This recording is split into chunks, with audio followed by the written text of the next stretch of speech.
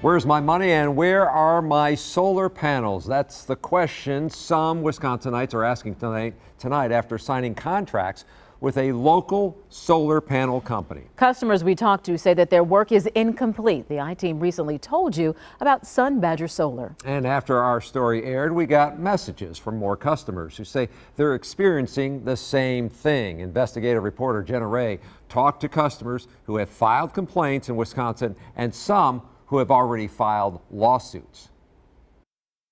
Customers aren't the only ones taking action against Sun Badger. Recently, the Wisconsin Department of Revenue confirmed there is a tax warrant filed against the company. DOR tells me this means a lien is placed on Sun Badger and that the solar company owes the state more than $100,000. We sit down with upset customers and former employees. This is not just a supply chain issue. It's not just an oversight. It's hard to believe that you will fall victim. Jim Zahn and Madison Curup are both Sun Badger Solar customers in southeast Wisconsin. Both of their contracts were signed in May 2022. There's no start date noted, but both contracts state typical installations reach substantial completion inside of 4 months. Zahn and Curup shared receipts with the I-Team showing they paid the company thousands, but when we went to their homes, we didn't see a single solar panel. We paid almost $20,000. We put in a 50% deposit, just over $20,000. It's a lot of money. Lawsuits in Wisconsin allege similar issues with other Sun Badger Solar customers.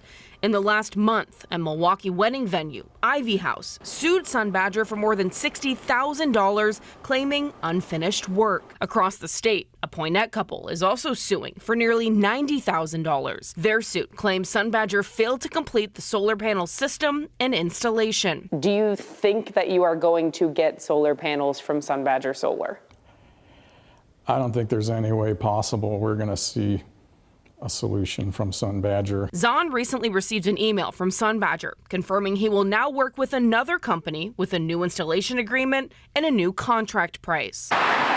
After talking to customers across Minnesota, Wisconsin, and Illinois, the I-Team tracked down Sun Badger's president, Trevor Sumner, who agreed to talk to us on the phone. During that conversation on February 15th, Sumner said there is currently a delay in projects after the company had a shift in the way their solar lending company managed their existing credit line. Sumner claimed this resulted in the loss of hundreds of thousands of dollars in cash flow. Sumner told the I-Team some employees started leaving Sun Badger in December after he admitted there was a delay in pay. Internal emails show several weeks of that backlog. Former employees we talked to say this was a concern for them. No paychecks came. And of course the office kept giving everyone excuses, and there was emails, oh, there's just a little minor delay, there's a delay, and quite honestly, that ruined Christmas. A letter obtained by the I-Team confirms employees were furloughed in January. I'm not comfortable even with working for a company like that. So that was when I chose to file my small claims court case. We asked Sumner why employees weren't being paid and where the company's money went. On the phone, Sumner said the company made $30 million in revenue last year, although the profit was much less.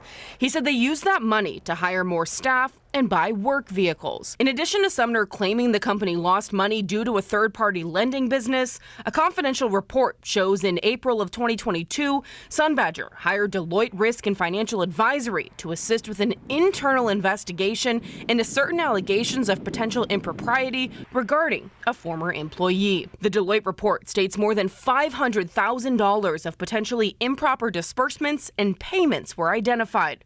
This includes potential company checks issued to the employee and her family, potential improper expense reimbursements for travel, entertainment, and clothing, in addition to potential improper insurance benefits provided to the employee and her nanny. That employee was terminated in February 2022.